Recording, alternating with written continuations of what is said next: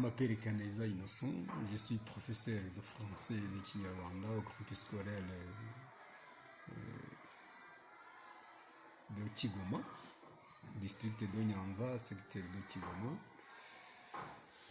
Aujourd'hui, nous allons voir brièvement comment on peut enseigner une leçon de la compréhension orale.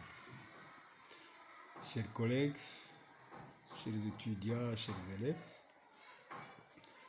normalement, enseigner une langue seconde ou langue étrangère signifie la nécessité de développer chez l'apprenant l'habileté à communiquer.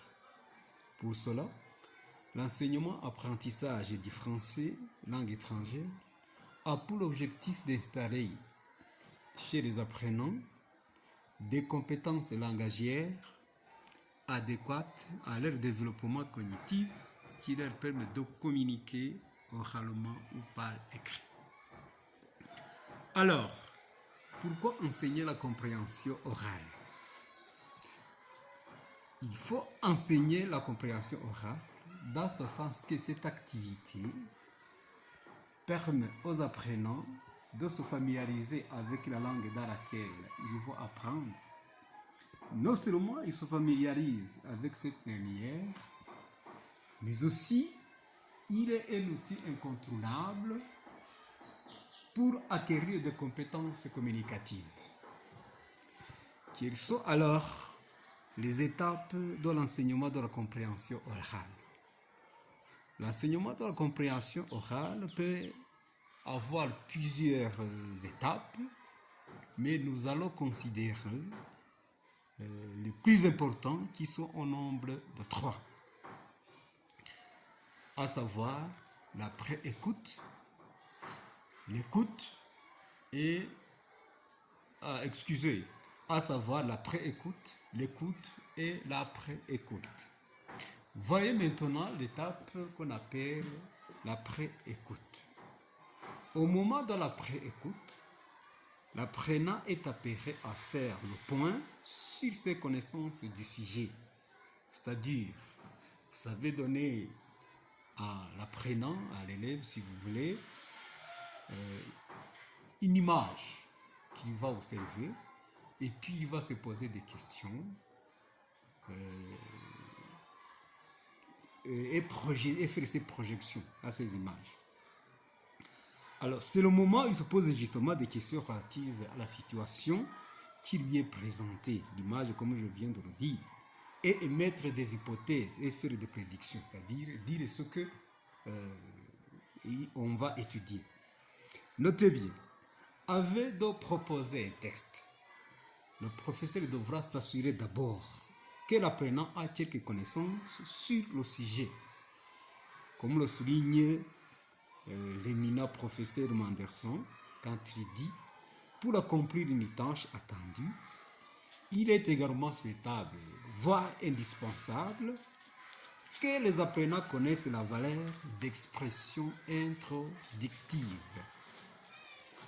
C'est-à-dire qu'il ne faut pas donner des choses qui sont indigestes, des choses que l'enfant ne peut pas comprendre, ne peut pas déchiffrer.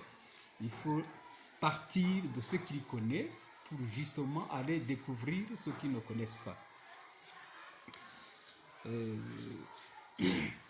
Il est donc nécessaire que l'enseignant dirige l'attention des apprenants vers les éléments essentiels tels que les formes linguistiques, les indices temporels, les indices acoustiques, même les indices de liés, qui peuvent aider l'apprenant à prédire, à anticiper le sens du message donné par le document qui lui a été présenté. La deuxième étape, c'est l'écoute. Cette étape fait recours à la réalisation et à l'exploitation.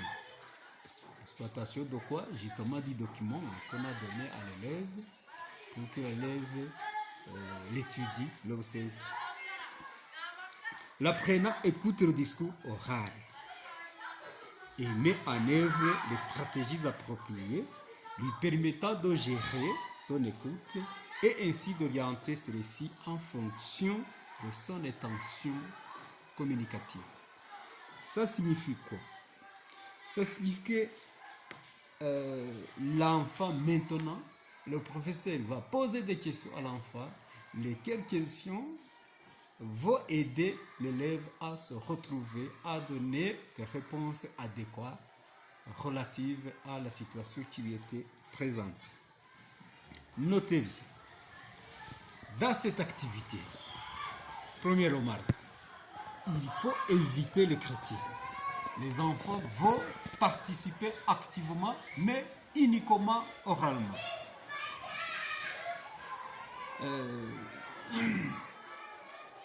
Une autre remarque, cette première écoute est orientée sur la compréhension de la situation dans laquelle le texte prend place. Le texte prend place. Dans le but de préparer l'apprenant à connaître le contour dans lequel se déroulent les événements, par exemple, qui sont les intervenants dans ce message, c'est-à-dire les acteurs, où se déroule la scène.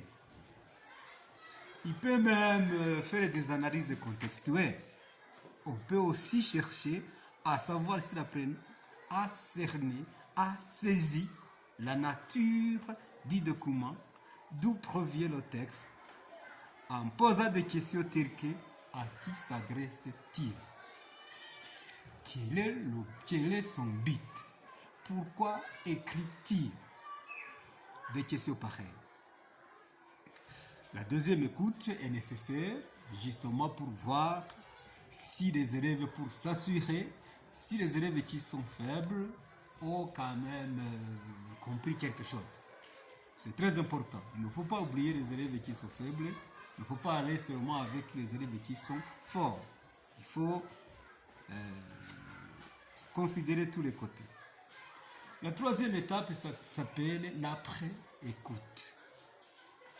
C'est l'étape au cours de laquelle les apprenants partagent autant ce qu'ils ont compris que les stratégies qu'ils ont utilisées.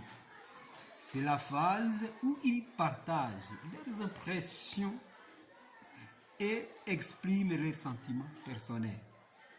Ils doivent savoir ce que l'on attend d'eux après l'écoute, c'est-à-dire quelles tâches ils seront amenés à accomplir. Les activités doivent permettre aux apprenants d'intégrer de nouvelles connaissances à leurs connaissances déjà acquises par une mise en commun, une objectivation des stratégies utilisées et l'application des connaissances dans les activités nouvelles. Pour conclure cette étape, nous pouvons dire que les apprenants peuvent sortir du cadre contextuel du texte pour partager leurs expériences personnelles, leurs connaissances déjà acquises qu'ils avaient, mais qui peuvent compléter ce qu'ils viennent d'étudier. Nous vous remercions et à la prochaine occasion, nous verrons quelles sont les stratégies pour enseigner l'écoute. Je vous remercie.